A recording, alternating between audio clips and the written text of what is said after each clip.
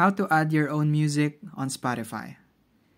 Hi guys, if you want to add your own music to Spotify and make it visible to public, you're in the right place. In this video, you're gonna see and learn the process of adding your own music to Spotify. It's gonna be quick and easy, so keep watching. First off, a very important step, prepare your song's MP3 file and place it on Downloads folder. Then, you're gonna have to, of course, open your Spotify app. You're gonna have to click on these settings in the top left corner of your screen. Navigate on Edit, look for Preferences, or just press Ctrl P on your keyboard to quickly go to Settings. Now what you want to do is to scroll down till you see Local File section.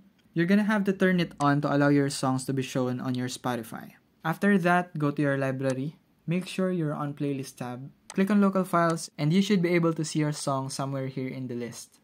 And what you have to do is to just add it to your playlist.